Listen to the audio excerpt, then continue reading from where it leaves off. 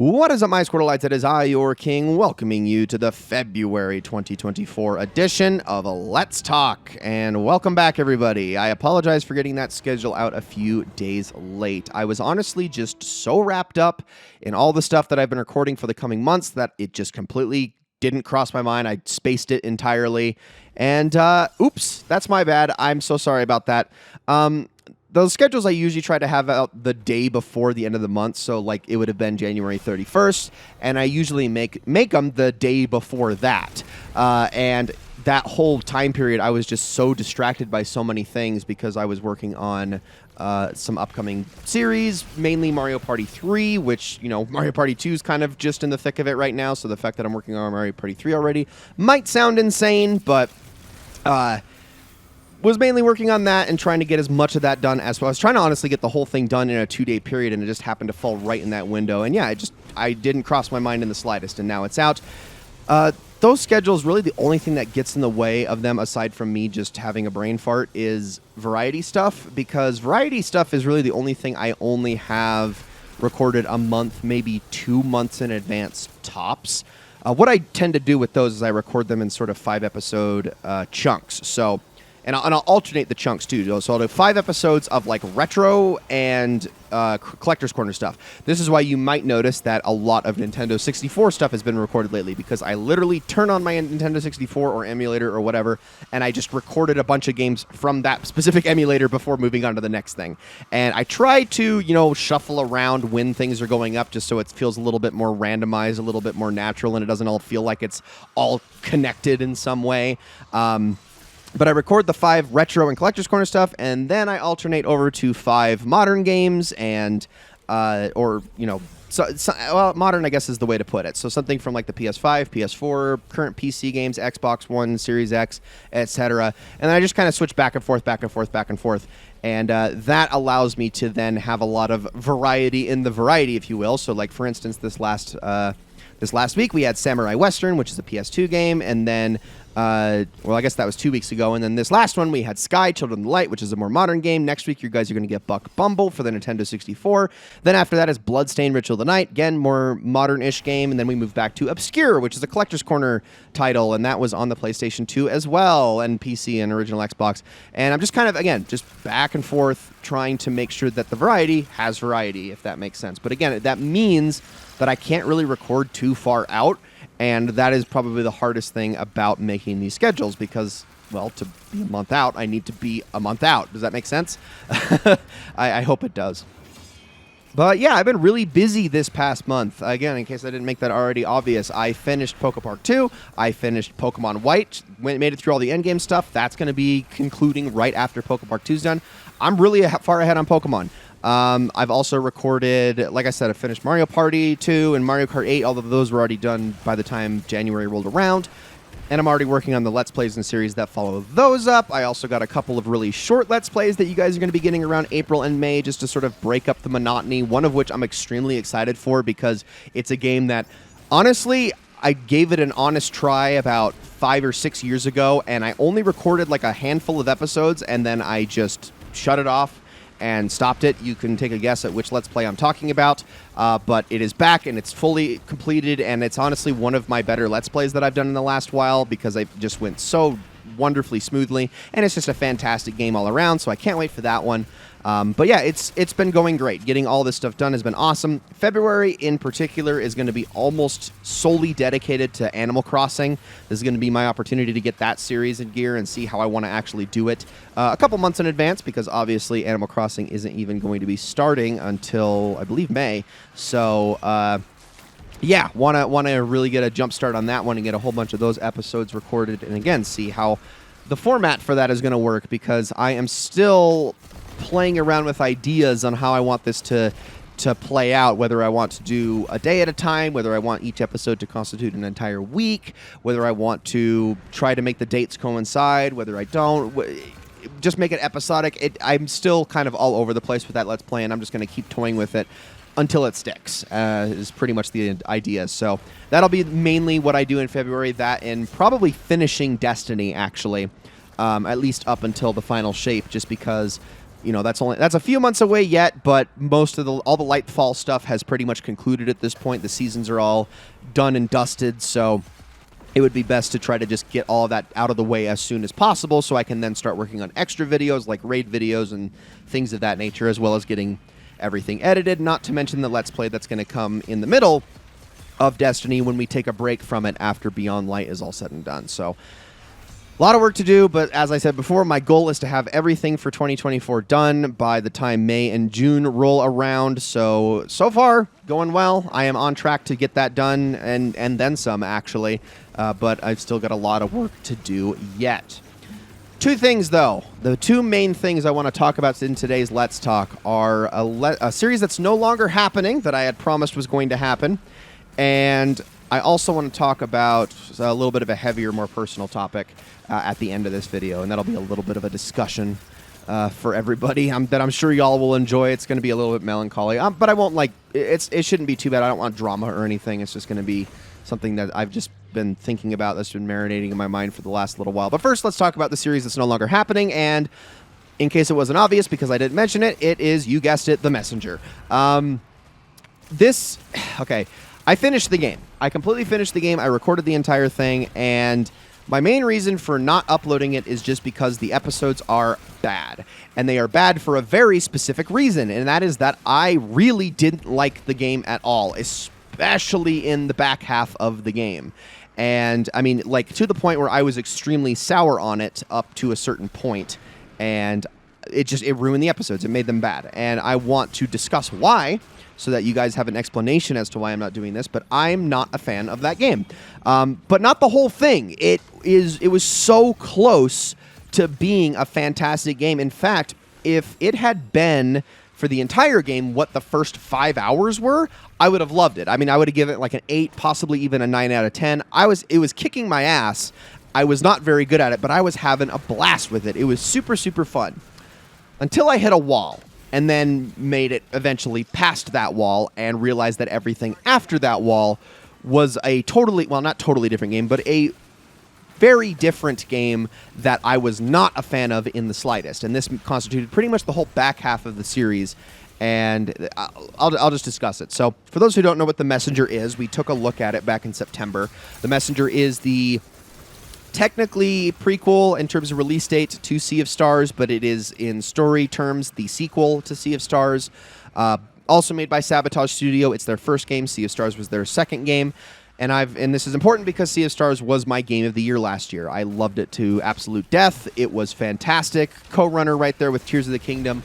Wonderful, wonderful game. One of the best RPGs that I have played in decades. I'm not even kidding.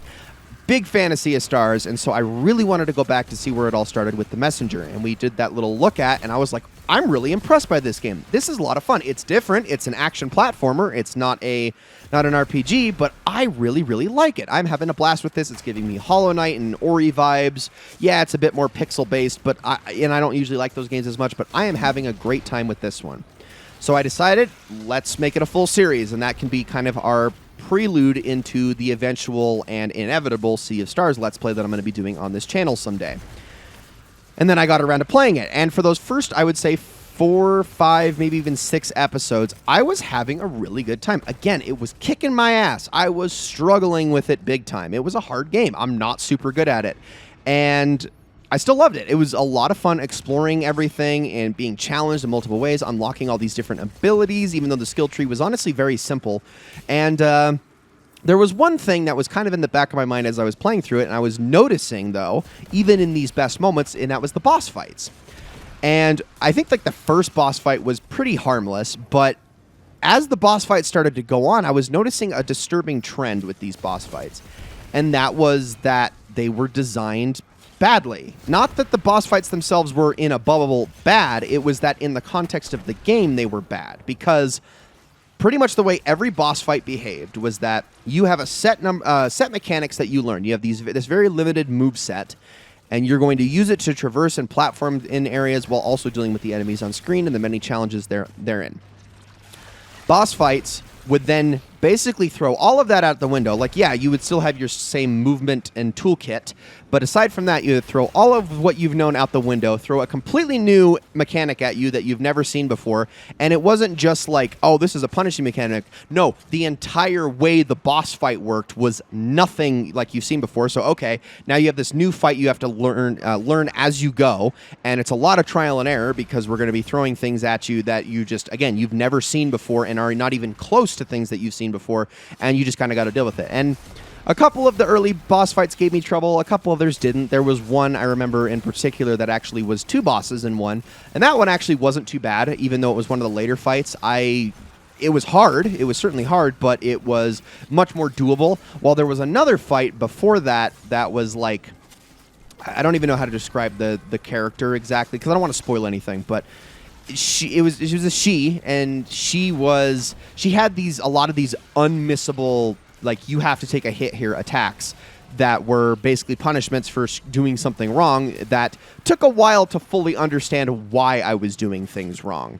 And, you know, eventually figured it out, and it just became really, really tedious to beat the fight. It was like kind of almost like a little bit of a marathon. Like, once I finally learned the mechanics and learned how to do it, it still took like 10 minutes to beat the fight. I was like, okay, that's a little worrisome, but at least I beat it. Then we get to the wall, and the wall is a pretty, as I've since learned online, is a pretty infamous boss fight in the Messenger. This boss fight is one of the worst boss fights I've ever dealt with in a platformer ever. And how it basically works is that, and like any boss in this game, they start to get more aggressive the more you start to lower their health, which is fine. That makes sense. I don't have a problem with that design. This boss in particular, however, barely ever gives you windows to attack. Like, I'm talking every 30 seconds you get a chance to hit it 2 times. Okay, at best, 2 times. There is an alternative way to try to go in for additional hits, but that way it is literally RNG if you will be damaged in the process of doing so or not. And because of the way this boss fight works, you cannot take a single hit for like its first 2 health thresholds, period, or you will die every single time. So had to be extremely cautious, take it as slowly and as patiently as possible. I basically got to the point where I could. The first 2 phases I could go through without taking a single hit every single time, but you know what? It didn't freaking matter because once phases 3 and 4 would start to hit, everything was ramped up so significantly that 90% of the time, damage windows were just an illusion. You would never get a chance to actually hit them no matter how perfectly you played because things were going so fast and the game was just constant patience. You had to always be patient and wait for a window, and it wasn't the fact that it was frustrating to never be able to get damage in, it was the fact that it was like, this is a gigantic waste of my time. Because the first phase, again, no matter how neatly and cleanly you played it, would almost always take like 5 whole minutes. The second phase, almost longer because it was RNG whether or not you would get one attack or the other from this boss. And while one attack was pretty simple to deal with and you would just have to jump over its attacks and the pattern that it had was pretty fine, the other one was a lot more test your patience and gave you a lot less time to retaliate. And the boss is literally programmed to be 50-50 on whether or not it throws out one attack or the other. And if you just get unlucky with the roll of the die and it throws out the stupid attack 4 or 5 times in a row, that just extends your damage window, or the phase even longer because you just don't get those damage windows to play with. And that can take 7-8 minutes. Then you get to the next phase where things get significantly more aggressive, and then it takes even longer, and it's even harder to not get hit. And even if you do this fight as cleanly as possible, without taking a single hit or even taking just 1 or 2 hits along the way, it's almost 15 to 20 minutes. And I'm talking from start to finish. I am not counting a single death, a single reset. 15 to 20 minutes on this piece of shit. And I was like stunned by how badly this was designed, because it's one thing if I was able to constantly, because the way that this works is that the boss is constantly out of your reach. The boss literally has attacks where its hands will go across the screen, and the only way to hit the boss is to then jump up on its hands to then do damage, which the second you do that, if you hit it even twice, it'll immediately shake you off and be like, no, you can't do any more damage to me, get on the ground. And if you're not careful, that retaliation attack, which is impossible to avoid, by the way, sometimes can just straight up knock you off the platform and instantly kill you. Okay, that's one way, and that can just end the fight right then and there. If it hits you and you don't fly off, it doesn't do damage to you, but it basically just resets you back to square one, and then you have to wait it out again.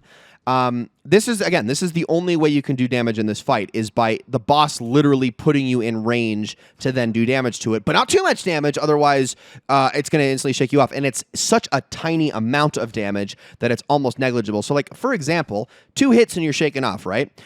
Let's say it takes 16 hits to get through one phase, okay? Now, let's also say that each time it takes to get to a damage window is about 30 seconds. So what is that? That's that's at fastest, 4 minutes if you aren't taking any of those 50-50 damage I get hit risks that you can also be taking, which it involves a grapple hook and you can pull yourself in to get hit. But again, 50% chance you just get retaliatory damage and you never know if it's going to work or not.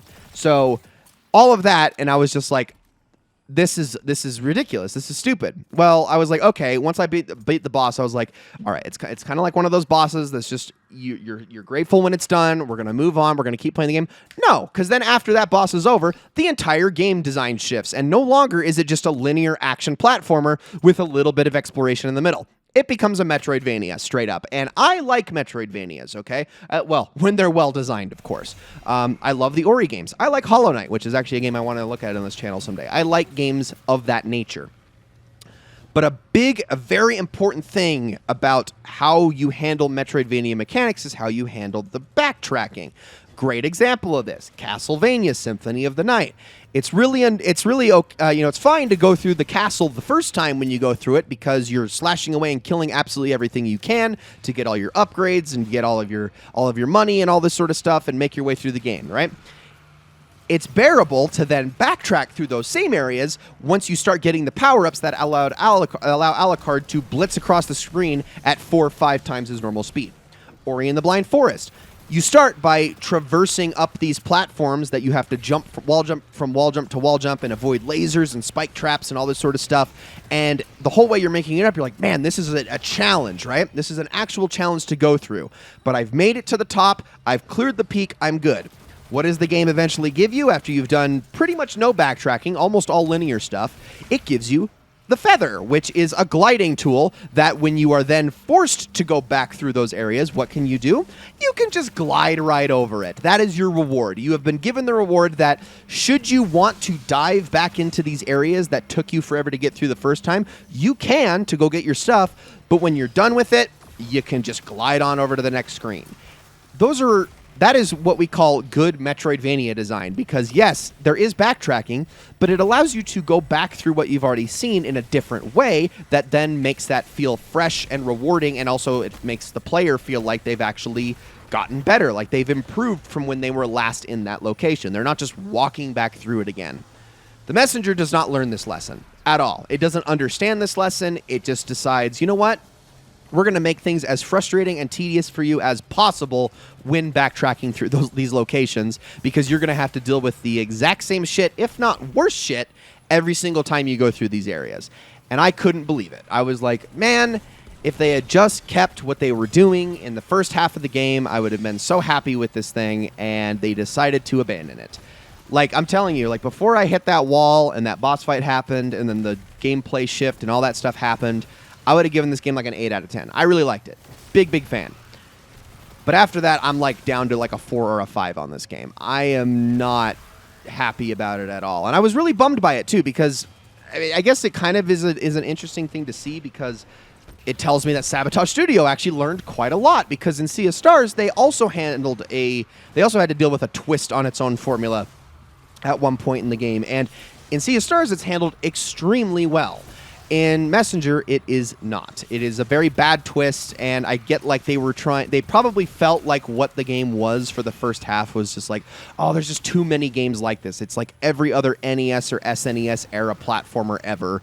We can't be doing the exact same things as them. You know, it's Shatterhand all over again. Who cares? We don't need to make another Shatterhand. We got to add a twist. We got to add more to it. And it's like, guys, I think in this one case, it would have been okay to just make Shatterhand or Strider or Ninja Gaiden or whatever you were trying to base the Messenger off of. It would have been fine, because at least it would have been a modern take on the formula. And in a lot of ways it was, but then they decided that, hey, we're a modern game now, we got to change things.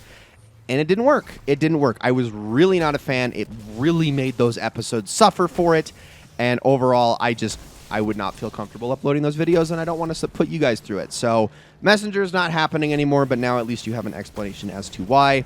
I was very disappointed in the game. And again, I'd rather just move on because, well, yeah, it was probably only like 12 episodes. That's 3 whole months of stuff, and I would rather just move on to other things I promised, like, I don't know, Mario Party 3, and there's that Fallout playthrough we have to get through at some point, and Banjo-Kazooie is going to be at some point this year, and all that. Let's just move on to games that I'm a little bit more excited to get around to as we go from series to series. Okay, now for the other topic.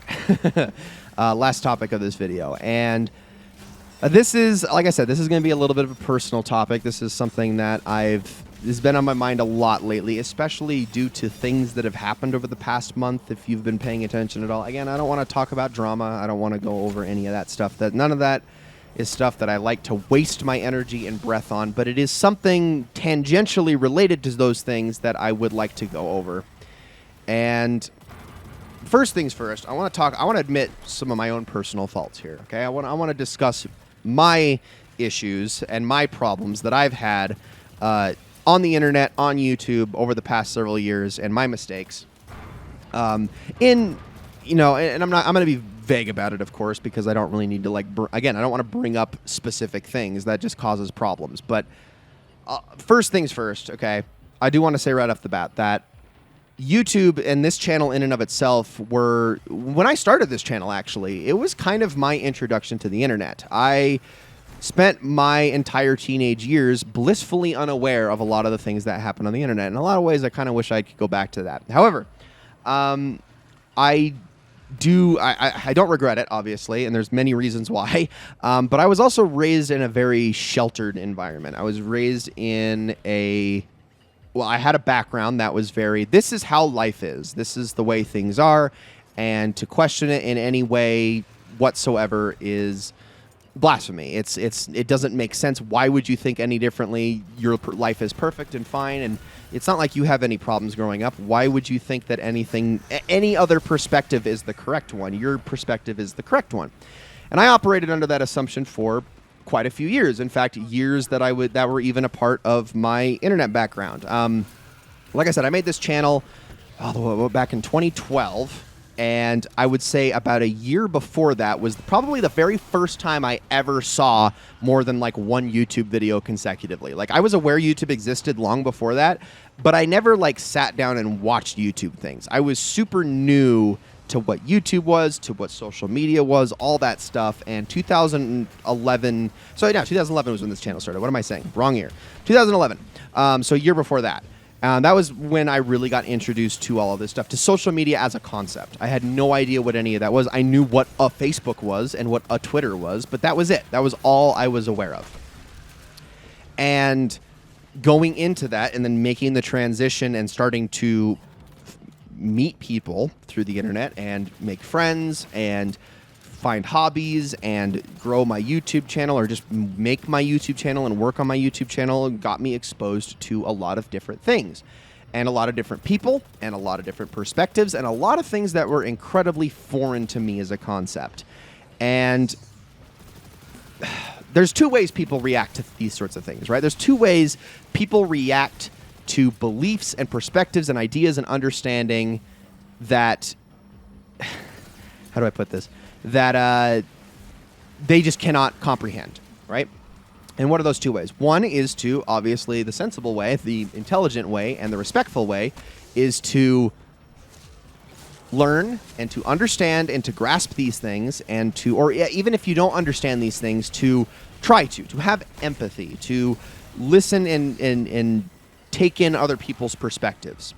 The other way to react to this, and the more unhealthy way, I would say, even though some people will for some reason disagree with this, is to then put your guard up and get closed off and say, hey, hold on a second. No, this isn't right. You're the one who's the wrong one. I can't have my ideas challenged. I can't possibly think that anything that I think is incorrect. You're crazy. You're the weird one. You're different. I definitely had that perspective incorrectly, not about everything, but about a number of things in my early days, because again, I came from a very sheltered, very closed off, very what I now see is a very hostile background that I didn't realize was hostile at the time, because it, to me, gave off the appearance as very welcoming and loving and accepting. And I've now since realized that it was to a point. Let's say not all the way. And now that, I've gotten older, I've begun to sort of shift to the other perspective. And a lot of that is mostly due to the people that I have made friends with, thanks to a lot of the things that I've done here on the internet, my YouTube channel, meeting people through social media, making close, personal, real relationships with a lot of these people, and using that to then also branch out and meet other people local to me and all these sorts of things, and just have a whole different range of relationships that I never would have had 10, 15 years ago. And I thank those people for being very patient with me, for not immediately writing me off and disregarding me and saying that, the things that I've said or the things that I thought being grounds to just never want to get to know me, because I know that is the reaction a lot of people will have right off the bat. And in a lot of ways, I cannot blame those people, because, you deal with one hostile reaction and then you go, okay, that was weird. But when you've dealt with 50, 100, or even 1,000 hostile interactions throughout your life, you start to just not give a shit. And who can blame you for that? Because at that point, you're worn down by it, you're sick of dealing with it, and you just want to say, okay, you know what, fuck you, move on, I'm on to the next person. I'm done with you, you are out the gate hostile, and I just don't want to deal with it. And again, I understand why those people have those reactions. I am thankful to my friends for not having those reactions about me back in those days when I was still apparently growing out of my edgy teenager phase that persisted with me well into my early 20s. It was a problem, and I've apologized for it. I've made amends. I've tried to make amends with certain people for it, but it was definitely an issue. Okay, definitely an issue. And you might even see remnants and bits of that on the early parts of this channel. And I hate to use the word the term not ashamed. I am ashamed, but I'm also honest with myself, and I want to be honest with people about who I am and who I was. And I feel like, though, I've always done a pretty darn good job of keeping things pretty PG on this channel, to the point where even back then I wasn't necessarily saying bad things, if that makes sense, on the channel. I don't think so. I may have there are probably words here and there that I probably let slip every once in a while, and heaven forbid that people go back and dig those up, and if that's the case, my God, I apologize through and through. But again, it took me a while it took me a few years to get out of that phase, and again, big thanks to those sorts of people. With all of that said and all of that in mind, I have never been shy about my inspirations, about the things that got me started on YouTube, about the stuff and the people that I watched that got me into this thing. I mean, the Let's Play community in general is something that I've always been very fond of, and even though it is a much different community now than it was when I started, as it is no longer the hip and popular thing to do anymore, it is still something that I cherish quite a lot.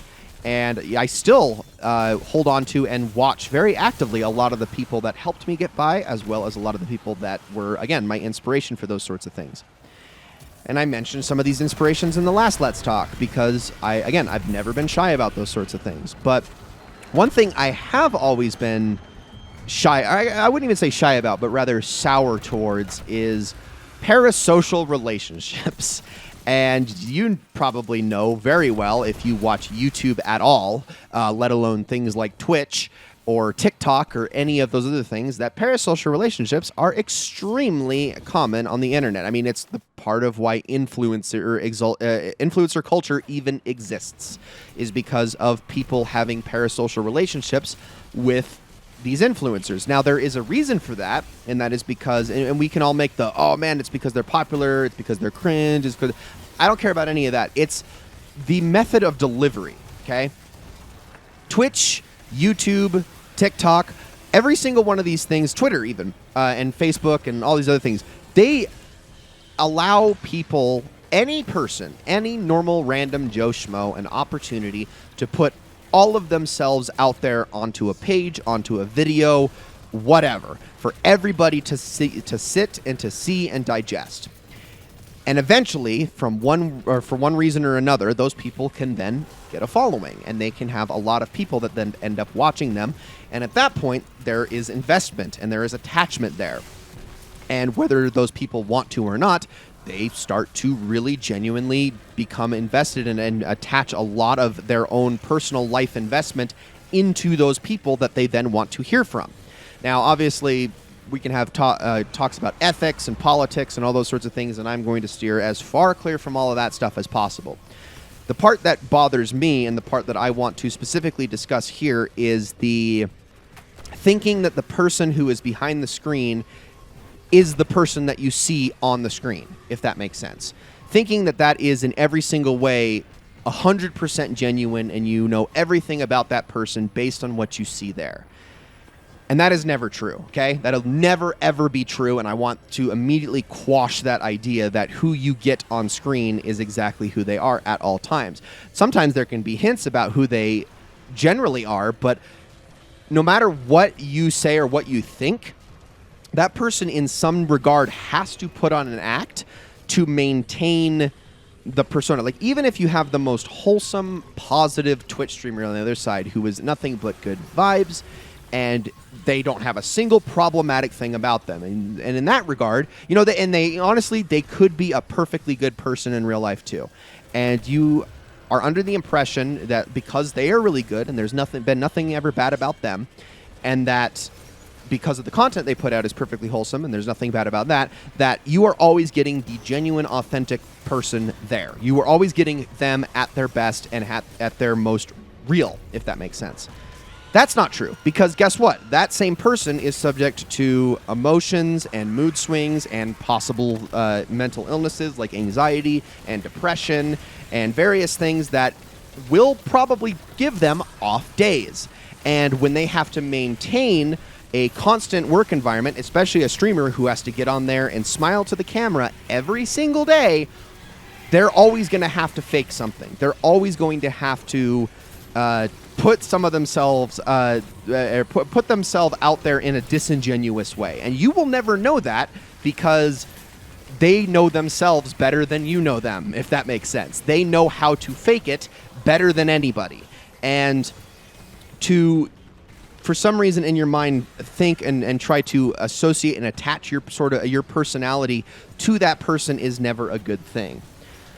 As somebody with certain inspirations and who has watched people in the past that has given him a lot of inspiration and has been a big part of my life, I've always been very scared of that concept. I've always been terrified of putting too much of others into myself. I've also been extremely terrified, and this is actually one of the main reasons I do not like streaming, is because it is impossible to do something like that without putting too much of yourself out there. And I try to be a super genuine person. I try to be...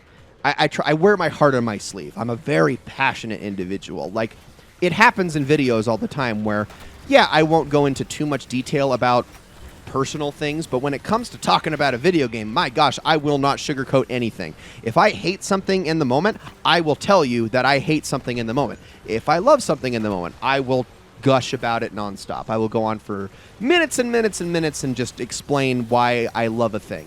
And I've always been that way.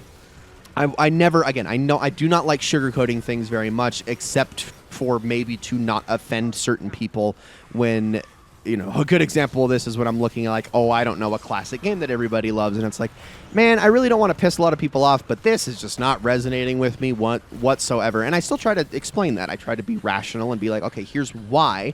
I can see from a perspective of, had I played this back in the day and this stuff appealed to me more back then and I was younger, I can see why people would like it. But as a 30-year-old adult now who is playing this game many years after it comes out, I don't think it's so good. Hello, Republic Commando and 007 Nightfire.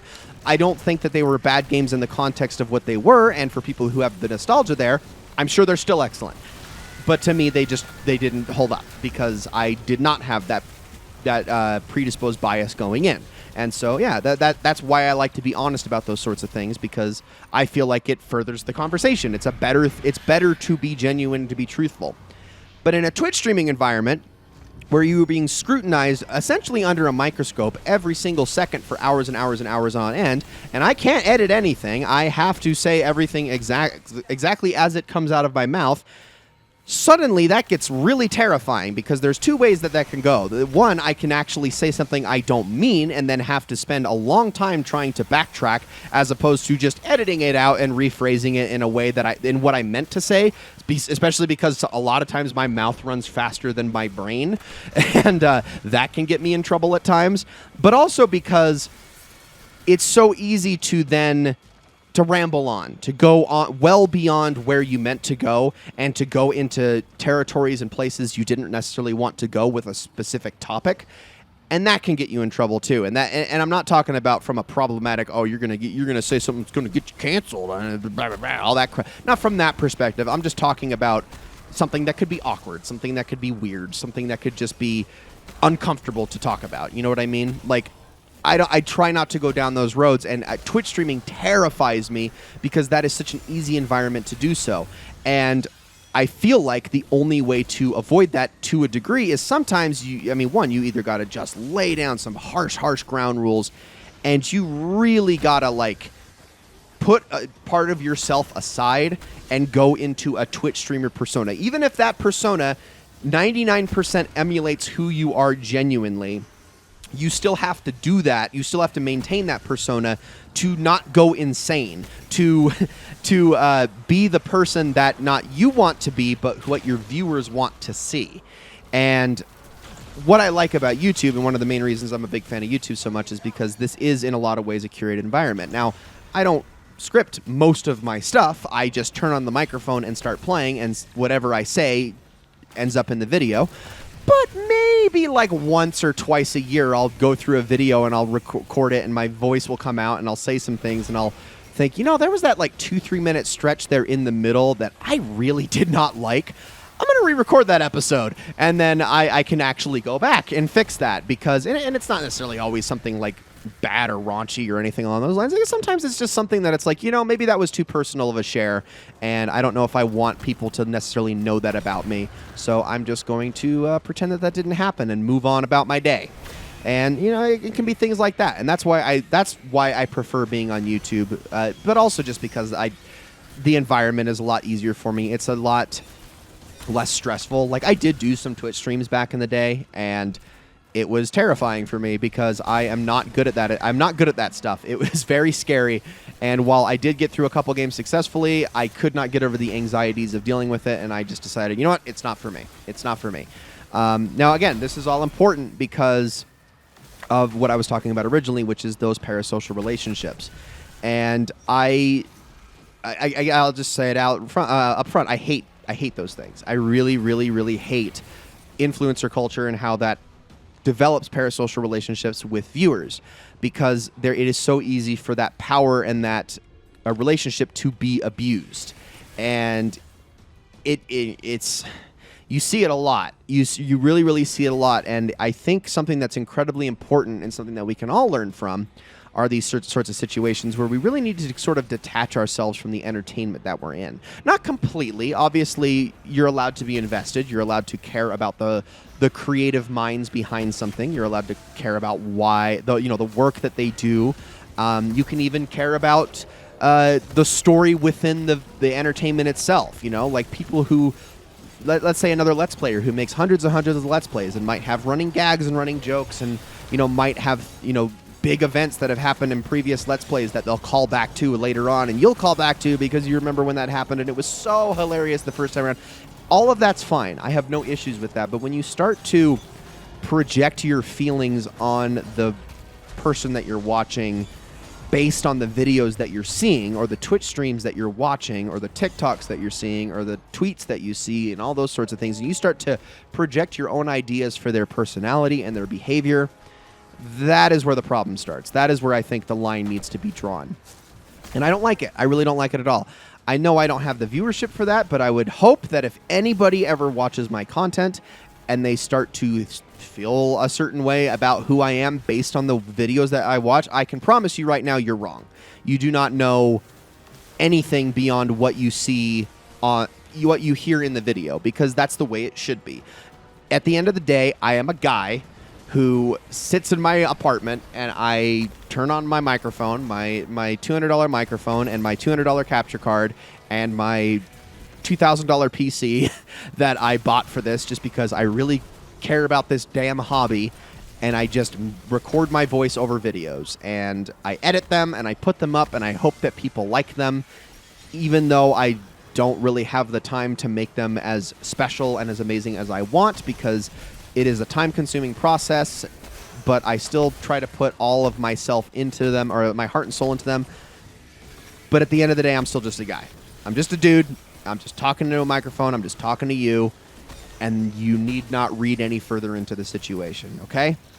I feel like this is a lesson that needs to be learned by a lot of people time and time again. It bums me out because again, given certain events and given things that have taken place, I feel like this has, been another smack back to reality for people. And I worry about those sorts of things because I feel like people swing in the exact opposite direction. They see it happen one too many times and they go, okay, so I can never trust anybody. Everything's wrong. Everything that anybody has done is bad. And all of a sudden I can't handle any of it and can't trust any of it, and I just need to move on, and everything's a problem. That's not necessarily true either. You just need to be able to find a balance. You need to be able to... How do I put this? You need to be able to mentally separate... you need to be able to mentally separate the art from the artist, if that makes sense. That's really all it comes down to. Please don't have parasocial relationships with YouTubers. Please don't read more into this whole thing than it is, because to be honest with you, the most successful Let's Players and all of YouTube are really just doing what I'm doing with better production and funnier jokes and a better voice for audio. We're all doing the same thing, just at different degrees at different levels. I am making the exact same kind of videos that Markiplier and Game Grumps make. I'm just not as good as them. You know what I mean? I'm not as magnetic. I don't have as entertaining a personality, but we're all as relevant to you, assuming we've never met you. Does that make sense? I hope that makes sense. Because it's been on my mind a lot lately, especially over the past couple of months, and I feel like that's worth espousing. It's worth repeating here, not to get preachy or anything, but it is worth bringing up. And again, do want to kind of put that out there that I've made mistakes. I have done dumb things in the past. I have said really stupid things. I have done really stupid things. I have had bad perspectives that I have had to change. I have had not necessarily bad, but misguided perspectives that I have had to work on in the past. I, as a person, have had to work on a lot of things, and a lot of that is, I don't want to make excuses for myself, but a lot of that is just because I've definitely matured slower. A lot of that is my neurodivergence, and I didn't realize that I matured slower. It didn't really occur to me at the time. But in hindsight, I go, you know what? No, who I was at 24 or 23 was a lot of people's 17, 18, where it took me a while to really grasp onto those things for various reasons. And I regret a lot of the things that I did at the time because of it. So anyway, that ended up going, I would say, a lot longer than I expected it to, but those ended up being two pretty extensive topics that I wanted to cover. If you've made it this long, I applaud you. That was probably quite the hard thing to sit through and listen to, but sometimes I just feel like these things are worth talking about. Sometimes I just need to ramble into the microphone and make more of a let's talk out of it, because that's really all these are. These are my only chance to sit here and just talk, not necessarily discuss the video game that's on screen. It's just my chance to communicate and talk with you guys. So that's why I call them what they are. Rather than updates, they are so much more than that, and sometimes I need to take advantage of that fact. Ladies and gentlemen, thank you all so very much for watching, and I will see you all in the next one.